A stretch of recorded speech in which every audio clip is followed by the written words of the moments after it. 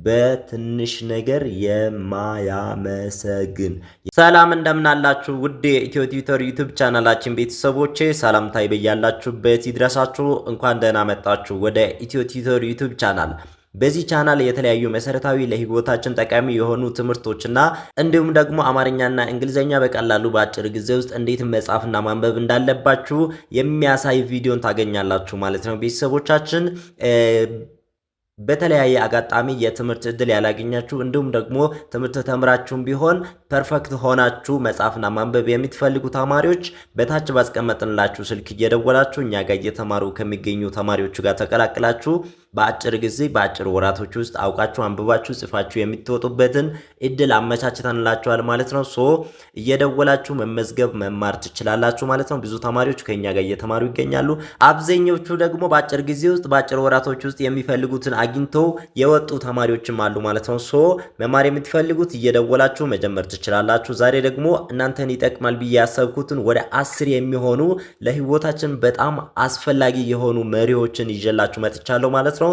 ስለዚህ እያንዳንዷን በደንብ አድርጋችሁ እያነበባችሁ ምን ለማለት እንደተፈለገ ሐሳቡንም እያገኛችሁ ትሄዳላችሁ ማለት ነው። ስለዚህ ደብተርና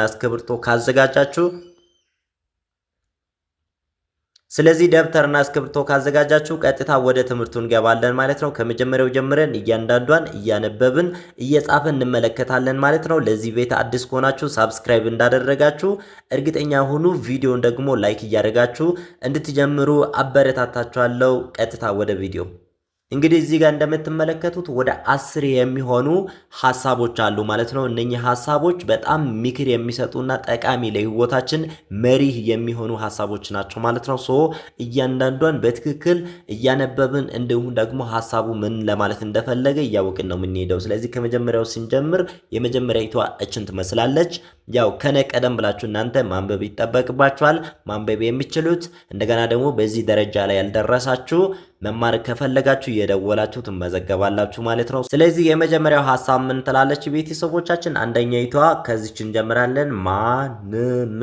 ማንም ከዛ ሰው በአንድ ከፍታ ላይ ዋጋ ሳይከፍል ሊወጣ አይችልም። በጣም አሪፍ። አያችሁ ምንድነው የምለው?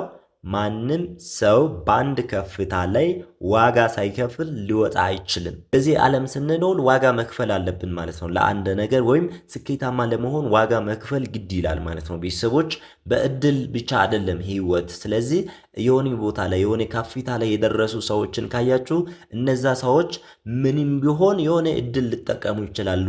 ቢሆንም ግን የሆነ ዋጋ ከፍሎ ከሆነ ጊዜ በፊት የሆነ ዋጋ ከፍሎ ከዛ ዋጋ ከመክፈል በኋላ ነው በዚህ ደረጃ ላይ ደረሱት ማለት ነው። ማንም ሰው በአንድ ከፍታ ላይ ዋጋ ሳይከፍል ሊወጣ አይችልም። በጣም አሪፍ። አያችሁ። ስለዚህ የመጀመሪያው ሐሳብ ማንም ሰው በአንድ ከፍታ ላይ ዋጋ ሳይከፍል ሊወጣ አይችልም የሚል ሐሳብ ተመልክተናል ማለት ነው። ቤተሰቦቻችን ቀደም ብላችሁ ካነበባችሁ ሐሳቡን እናንተ ካነበባችሁትና እኔ ካነበብኩት ጋር እያስተያያችሁ የቱ ጋር እንደተሳሳታችሁ ራሳችሁን ማረም ይጠበቅባችኋል ማለት ነው።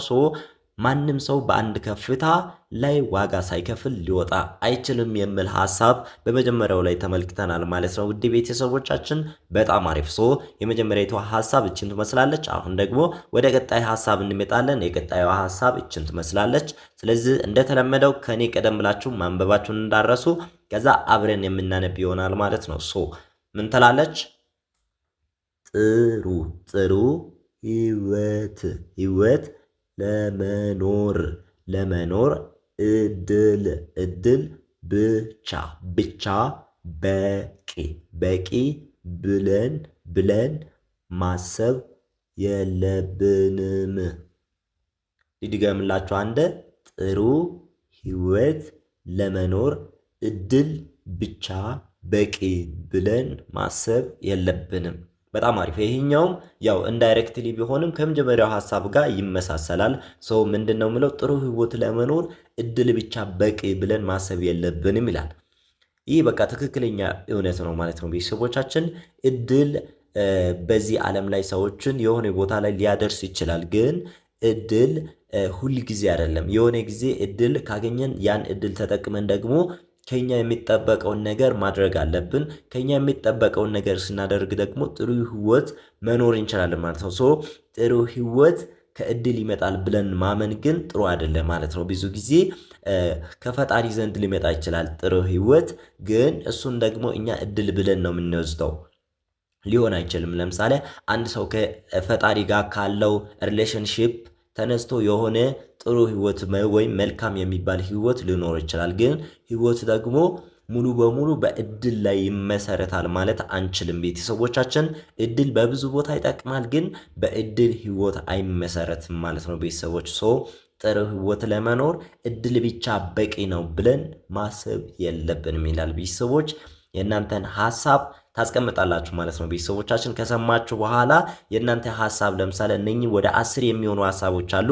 ከነኚህ ሐሳቦች እናንተ በጣም የወደዳችኋትን ሐሳብ ኮሜንት ላይ ትጽፋላችሁ እንደተለመደው፣ እሱ አይቀርም። ከዛ በተጨማሪ ግን ምንድነው የምታደርጉት? እናንተ ሐሳቡ ላይ የማትስማሙት ሐሳብ ወይም በዚህ ሐሳብ ላይ ጥያቄ ያለን ብላችሁ የሚታስቡትን ሐሳብ ደግሞ በሐሳብ መልክ ኮሜንት ላይ ይሄ እንደዚህ ነው ብላችሁ ማስቀመጥ ትችላላችሁ ማለት ነው። ቤተሰቦች በጣም አሪፍ። ሁለተኛይቷ ጥሩ ህይወት ለመኖር እድል ብቻ በቂ ብለን ማሰብ የለብንም የሚል ሐሳብ ተመልክተናል ማለት ነው። ቤተሰቦች አሁን ወደ ቀጣይ እንሄዳለን። ስለዚህ ቀጣይ ደግሞ ሶስተኛይቷ ሐሳብ ነው የምንመለከታት። ስለዚህ ሶስተኛይቷ ምን ትላለች ማለት ነው? ቤተሰቦች እናንተ ይችኛዋን ሐሳብ ናት፣ ቀደም ብላችሁ አንብቡ፣ ከዛ አብረን የምናነብ ይሆናል ማለት ነው። ቤተሰቦች በጣም አሪፍ። ኦኬ ምን ትላለች?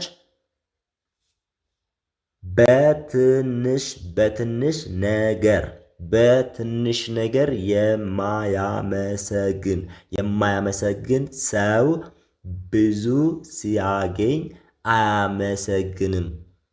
በጣም አሪፍ። አያችሁ፣ በትንሽ ነገር የማያመሰግን ሰው ብዙ ሲያገኝ አያመሰግንም።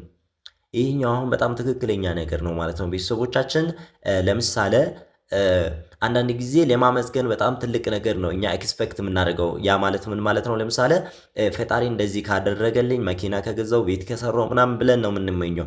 እሱ ብቻ አይደለም ግን ማመስገን ያለብን በጣም በትንሽ ነገር ላይ ማመስገን አለብን ማለት ነው። ብዙ ጊዜ ያው እኛ ጤናማ በመሆናችን ብቻ ማመስገን አለብን። የመጀመሪያው ነገር እሱ ነው። ከዛ በኋላ ደግሞ በጣም ትንሽ ብለን የምናስባቸው ነገር ለምሳሌ አንድ ሰው መኪና ከገዛ በጣም እንደሚያመሰግን ያስባል። ፈጣሪን በቃ መኪና ከሰጠኝ ወይ ቤት ከሰጠኝ እግዚአብሔርን እንደዚህ አመሰግናለሁ ምናምን ብሎ ያስባሉ ሰዎቹ። ግን እሱ ትክክለኛ ሐሳብ አይደለም። ግን አሁን ጫማ ገዝቶ ራሱ በጣም ቀለል ያለ ጫማ ሸበጥ ሊሆን ይችላል ምናምን፣ እንደዛ አይነት ጫማ ገዝቶ የማያመሰግን ሰው መኪና ሲያገኝ ያመሰግናል ብለን ማሰብ የለብንም።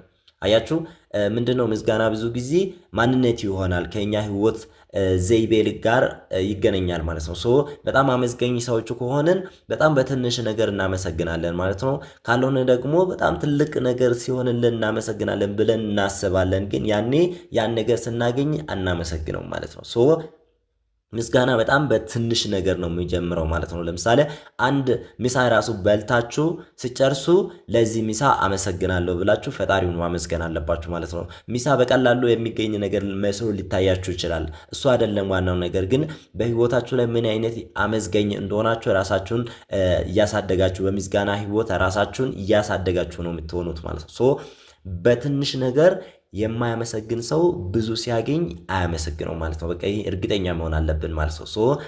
ሶስተኛው ሐሳብ በትንሽ ነገር የማያመሰግን ሰው ብዙ ሲያገኝ አያመሰግንም የሚለውን ሐሳብ ነው የተመለከትነው ማለት ነው። ቤተሰቦች እንደምትወዱት እርግጠኛ ነኝ። አብዛኞቹ ሐሳቦች በጣም አስተማሪና ለህይወታችን መሪ የሚሰጡ ጠቃሚ የሆኑ ሐሳቦች ናቸው ማለት ነው። ወደ አራተኛ የምንሄድ ይሆናል ማለት ነው። አሁን አራተኛይቷ ሐሳብ እችን ትመስላለች። እንደተለመደው ከነ ቀደም ብላችሁ እንዳነበባችሁ እርግጠኛ ሆኑ። ከዛ እኔ ሳነብ ደግሞ ራሳችሁን እያረማችሁ ነው የምትሄዱት። ኦኬ አራተኛዋ ምን ትላለች? ባይዘዌ ግን ሰብስክራይብ የሚለው ቃል ከእንግሊዝኛ ቃል የመጣ ሲሆን ትርጉሙም ተመችቶኛል፣ ተስማምቶኛል፣ አመሰግናለሁ ማለት እንደሆነ ታውቃላችሁ። የሰዎች ስኬት የሚያስደስታቸው ሰዎች ሁሌ ስኬታማ ይሆናሉ። በጣም አሪፍ። እንደዚህ አይነት ሐሳቦችን ከዚህ በፊትም አንስቼላችሁ ሊሆን ይችላል። ቤተሰቦቻችን ምንድነው ምለው የሰዎች ስኬት የሚያስደስታቸው ሰዎች ሁሌ ስኬታማ ይሆናሉ። አያችሁ፣ ይሄ ማለት ምን ማለት ነው?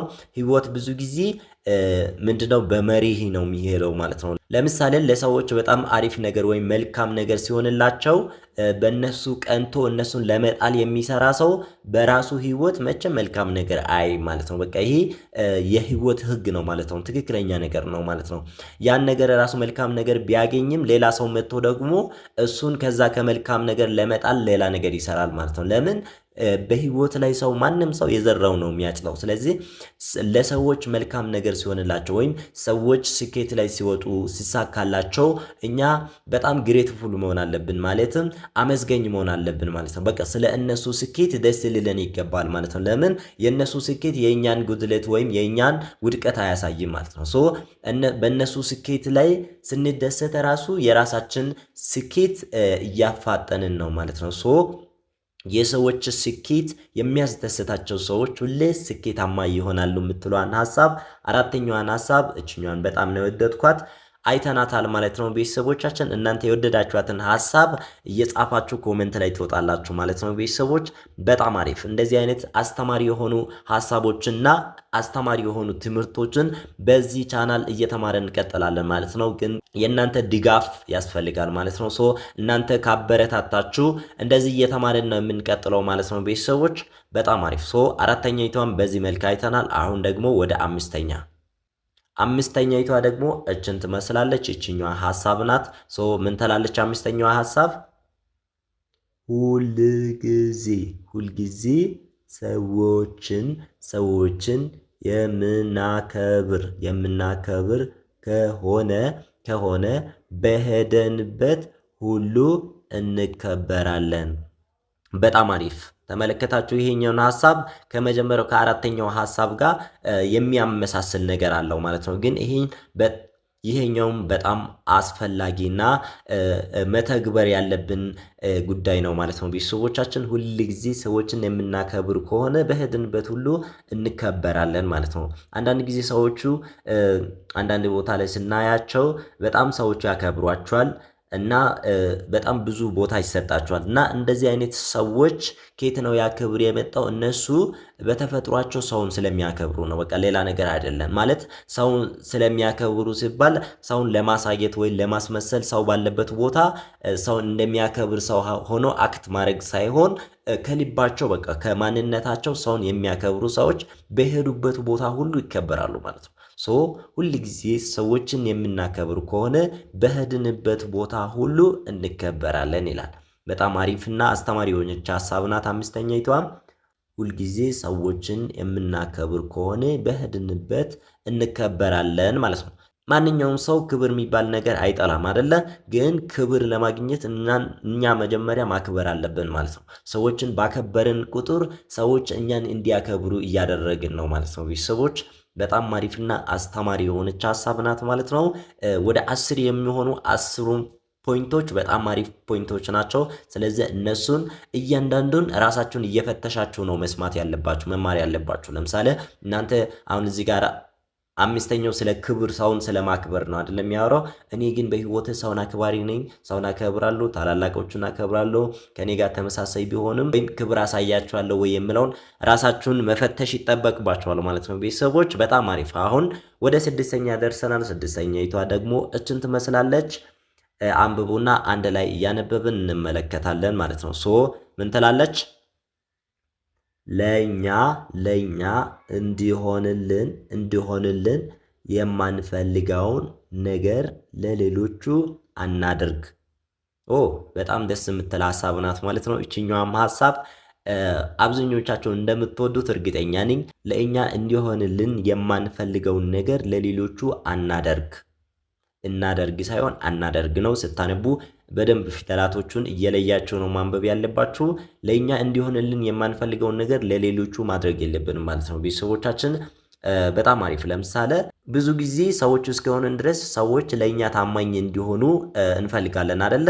ስለዚህ ሰዎች ለኛ ታማኝ እንዲሆኑ ከፈለግን እኛ ደግሞ ለሌሎቹ ታማኝ መሆን አለብን ማለት ነው። በቃ እነኚህ ሐሳቦች የዛሬው ሐሳቦች አብዛኞቹ የተያያዙ ሐሳቦች ናቸው ማለት ነው። ስለዚህ መጥፎ ነገር ለምሳሌ በእኛ ላይ እንዲደርስ አንፈልግም አይደለ? ስለዚህ እኛም ለሌሎቹ መጥፎ ነገር ማድረግ የለብንም። ለምሳሌ ሰዎቹ እንዲያሙን አንፈልግም አይደለ? ስለዚህ ሌሎቹን እኛ ደግሞ ማማት የለብንም ማለት ነው። ስለዚህ ይሄ በቃ የህይወት ህግ ነው ማለት ነው። መሪ ማለት የህይወት ህግ ማለት ነው። ስለዚህ ለኛ እንዲሆንልን የማንፈልገውን ነገር ለሌሎቹ አናደርግ ወይም ማድረግ የለብንም የሚለውን ሐሳብ ስድስተኛ ላይ ተመልክተናል ማለት ነው ቤተሰቦቻችን።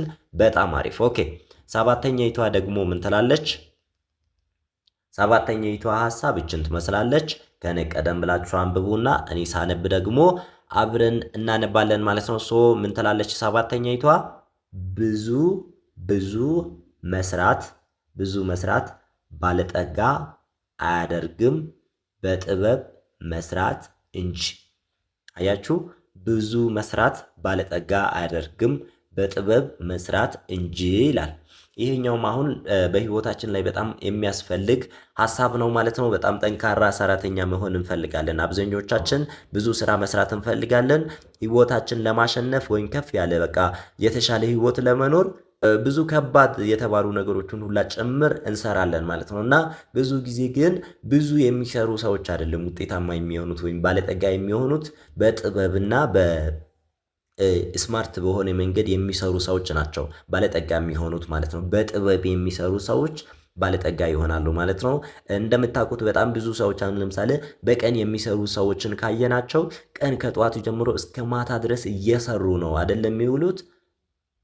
እነሱ ሳይሆን ግን በቀን በስልክ ብቻ ራሱ አንድ ነገር የሚጨርሱ ሰዎች ግን ባለጠጋ ናቸው። አያችሁ። ስለዚህ ዋናው ነገር ምንድነው? መስመሩን አግኝተን በጥበብ ስንሰራ ነው እንጂ ባለጠጋ የምንሆነው ብዙ በመስራት አይደለም። ብዙ መስራት በጣም አሪፍ ነገር ሆኖ ጠንክሮ መስራት በትጋት መስራት በጣም አሪፍ ነገር ሆኖ እያለ ግን ያ የምንሰራው ነገር በጥበብ መስራት ደግሞ ይበልጥ መልካም ነው ማለት ነው። ብዙ መስራት ባለጠጋ አያደርግም በጥበብ መስራት እንጂ የሚለውን ሐሳብ ሰባተኛ ላይ ተመልክተናል ማለት ነው። ውድ ቤተሰቦቻችን አሁን ወደ ስምንተኛ እንሄዳለን ማለት ነው። ምን ትላለች? የማስመሰል ህይወት ሊዘልቅ የሚችለው ለጥቂት ጊዜ ብቻ ነው። የማስመሰል ህይወት ሊዘልቅ የሚችለው ለጥቂት ጊዜ ብቻ ነው። በጣም አሪፍ ተመለከታችሁ። ይህኛው ሐሳብ ደግሞ ምን ይላል? የማስመሰል ህይወት ሊዘልቅ የሚችለው ለጥቂት ጊዜ ብቻ ነው ይላል። ብዙ ጊዜ ሰዎች ለማስመሰል ይሞክራሉና እነኚህ የሚያስመስሉ ሰዎች ግን በዘላቂነት እያስመሰሉ መኖር አይችሉም ማለት ነው። ለምሳሌ አስመሳይ የሆነ ሰው በቋምነት ማስመሰል አይችልም። የሆነ ቀን የሆነ ነገር ይነቃበታል ማለት ነው። ለምን? ከጀኑን ሆኖ ወይም ከልቡ ስላልሆነ ከአንገት በላይ የሆነ ነገር ለማስመሰል ስለሚጥር አንድ ቀን መታወቁ አይቀርም ማለት ነው። የማስመሰል ህይወት ሊዘልቅ የሚችለው ለጥቂት ጊዜ ብቻ ነው የሚለውን ሐሳብ ይህን ያሳያል ማለት ነው። ቤተሰቦቻችን አስመሳይ መሆን ወይም ሰዎችን የሆነ ነገር ከአንገት በላይ አድርገን ለማስመሰል መሞከር የለብንም ማለት ነው። ስለዚህ ህይወት እኛ እንዳሰብነው ሳይሆን አንዳንድ ጊዜ የሚቀየርበት ሁኔታ አለና እኛ ከልባችን የሆነ ነገር ካላደረግን መታወቁ አይቀርም ወይም ወደ ውጭ መውጣቱ አይቀርም ማለት ነው። የማስመሰል ህይወት ሊዘልቅ የሚችለው ለጥቂት ጊዜ ብቻ ነው የሚለውን ስምንተኛውን ሐሳብ በዚህ መልክ ተመልክተናል ማለት ነው ውድ ቤተሰቦቻችን። ስለዚህ ብዙ ነገር እየተማራችሁ እንደሆነ በጣም ለህይወታችን አስፈላጊ የሆኑ ምክሮችን እውቀቶችን እያገኘን እንደሆነ ተስፋ አደርጋለሁ ማለት ነው። እኔ ለራሴ ራሱ ይህን ስጽፍ በጣም ብዙ ነገር እየተማርኩ የራሴን እያየው ነበር የጻፍኩትና እናንተም ራሳችሁን እያያችሁ ምን አይነት ሐሳብ ነው የምታስቡት፣ ምን አይነት ማንነት ነው ያላችሁ የሚለውን ራሳችሁን እየፈተሻችሁ ነው ማየት ያለባችሁ ማለት ነው ቤተሰቦች።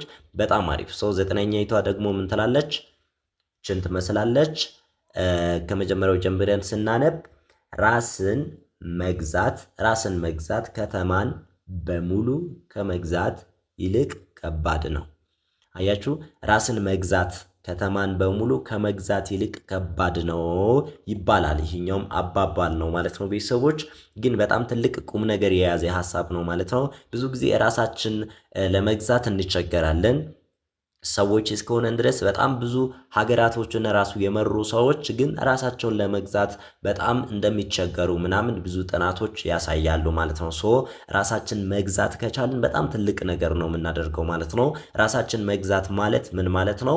የምንፈልገውን ነገር ብቻ ማድረግ፣ ግን ሳንፈልግ በግድ እናደርግ የሚገፋፉ ነገሮችን አለማድረግ ማለት ነው። በቃ ማለት ህይወታችን ትክክለኛ በሆነ መንገድ ላይ መምራት፣ ከዛ ደግሞ እኛ መቆጣጠር ከምንችለው በላይ የሆነ ነገር ላይ ከገባን ራሳችን እየገዛን አይደለም ማለት ነው።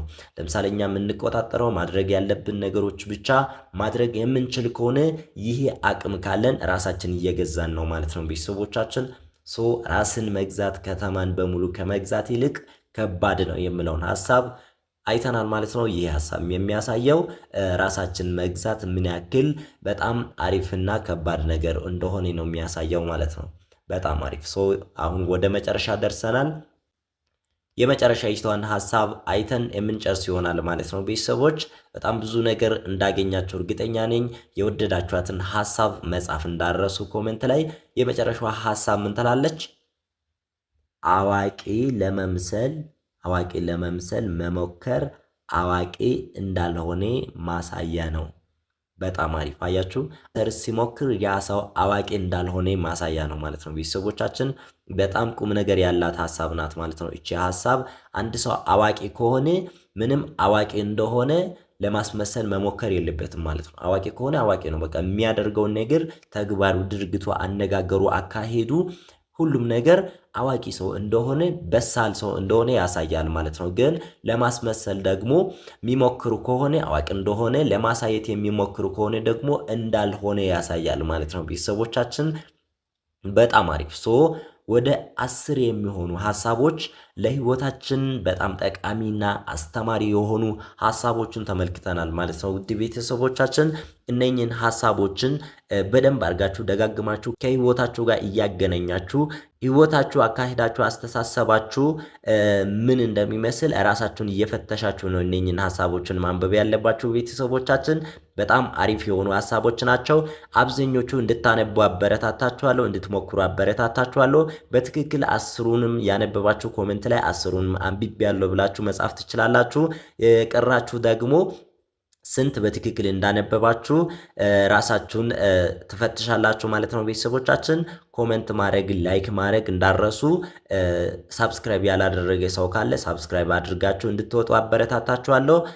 ለሌሎቹም ደግሞ እንደዚህ መማር የሚፈልጉ ተማሪዎች ካሉ እያደረሳችሁ ሼር በማድረግ እነሱ እንዲማሩ ማድረግ ትችላላችሁ ማለት ነው። በጣም ብዙ ተማሪዎች ከኛ ጋር መጥቶ ከፊደል ጀምሮ ማንበብ የቻሉ ተማሪዎች አሉ ማለት ነው። ልክ እንደዛ በተለያየ ቦታ ሆናችሁ በተለያየ አጋጣሚ የትምህርት እድል ያላገኛችሁ፣ ትምህርት ያመለጣችሁ ልትሆኑ ትችላላችሁ። ተምራችሁም ግን ፐርፌክት መሆን የምትፈልጉ ተማሪዎች ጓደኞቻችሁም ሊሆኑ ይችላሉ። ማንኛውም ሰው ከሆነ እኛ ጋር መጥቶ ከመጀመሪያው ጀምሮ መማር፣ ማንበብ፣ መጻፍ መልመድ ይችላል ማለት ነው። ምንም ሳትፈሩ ከየትኛውም ደረጃ ላይ ከሆናችሁ እየጀመራችሁ መማር ትችላላችሁ ማለት ነው። ቤተሰቦች ጥያቄም ካላችሁ ደግሞ መጠየቅ ትችላላችሁ፣ ኮሜንት ላይ ማስቀመጥ ትችላላችሁ። በሌላ ቀን እንዲሁ በአስተማሪ ቪዲዮ እስክንመለስ ድረስ ሰናይ ጊዜ። መምህር አዲስ ነበርኩ። አመሰግናለሁ።